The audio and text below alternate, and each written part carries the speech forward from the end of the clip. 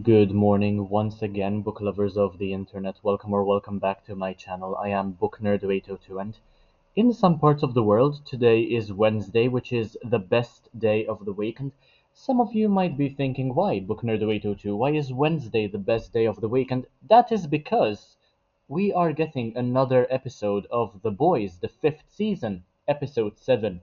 And it all comes to an end today week. I am probably going to be bawling my eyes out because many characters I've known and loved for a long time are going to be killed off, and that is not to say that some of them don't deserve it. But anyway, in this episode, in this video, I am going to be reviewing episode 3 of the fifth season of The Boys.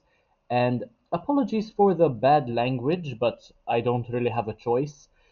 This episode is called Every One of You Sons of Bitches, and there will be many spoilers ahead, so you've been warned, quite a fair warning. If you haven't yet caught up with The Boys, please click away now.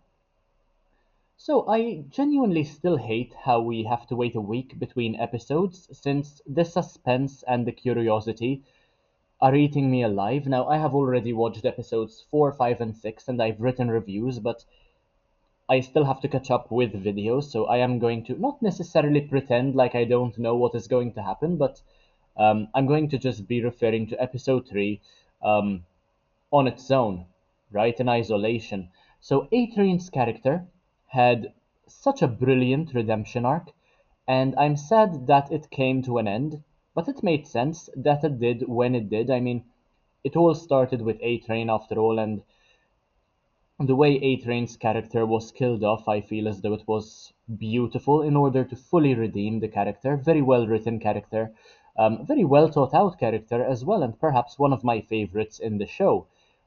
This episode, frightened me as I thought that it would be the end of Huey. Now, I have to be honest, I genuinely don't care much about Huey. He could be burst into a billion pieces any day of the week, and I wouldn't bat an eye.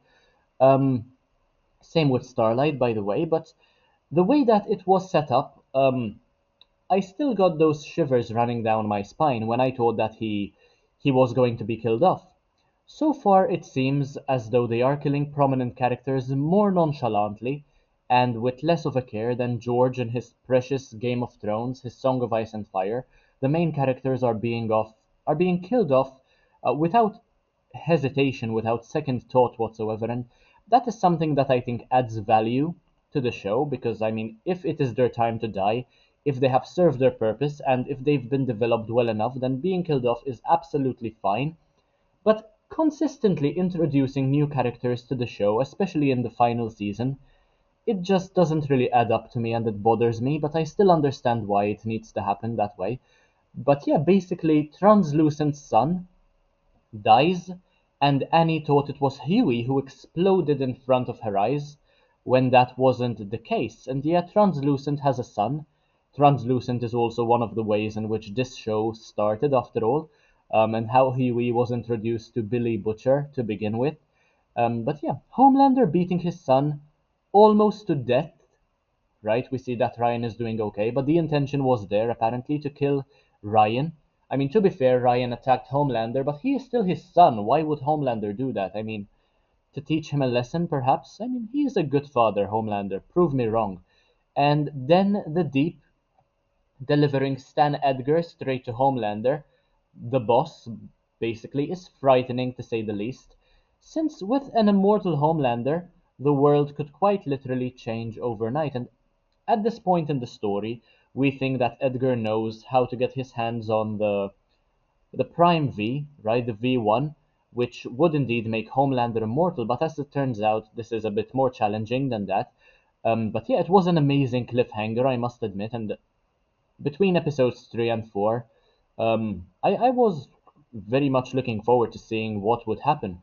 But yeah, Butcher, of course, tries to convince Ryan to kill Homelander before Homelander gets his hands on the V1, and in turn, Homelander tries to impress his own father, but Soldier Boy um, does not much care about his son, it would seem. In fact, Soldier Boy quite hates his son at this stage in the story. Of course, this develops and changes over time, but yeah, Homelander does not manage to impress his father, who thinks that Homelander is quite a quivering, um, the rest.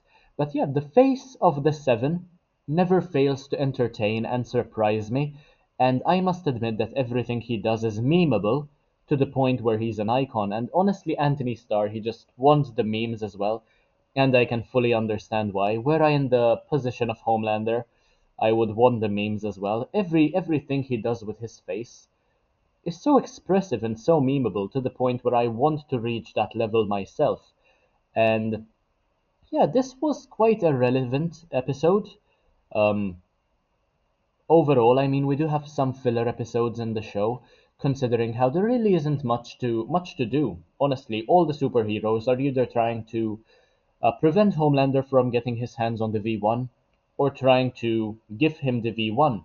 I still don't understand how the Deep has survived this long. Um, in the show. Honestly, he's done so many stupid things. But yeah, he is also iconic, the Deep. I mean, I can understand why people like him so much. But yeah, that is all I had to say with regard to episode 3. Every one of you sons of bitches. And yeah, we also find out that all the superheroes might be killed, all of humanity could be destroyed with one false move as well, and things could escalate very, very quickly. But yeah, that is all I had to say with regard to episode 3. I look forward to watching episode 7 today, and I will be reviewing episodes 4, 5, and 6 within the next couple of days as well, so definitely stay tuned. I look forward to reviewing them on my channel and letting you know what I think. It's still fascinating to me how all of this is going to come to an end so soon, and I don't want it to, but I understand why it kind of has to.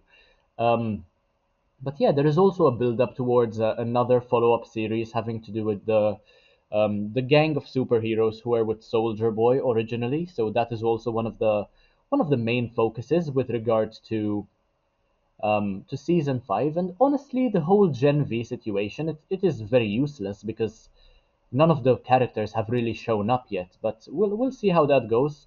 Anyway, thank you all so much for watching my review of episode 3 of The Boys season 5. If you enjoyed this video, as always, make sure to leave a like, comment, share, subscribe. Take a look at the rest of my content because why not? It's absolutely brilliant. And yeah, I will hopefully see you in the next one very, very soon. I will probably be reviewing The Magician of Tiger Castle by Lewis Sacker because I finally got around to finishing it yesterday. So, yeah, another book review for you to watch and enjoy. Thank you all so much for watching. Take care. And, yeah, of course, bye, guys.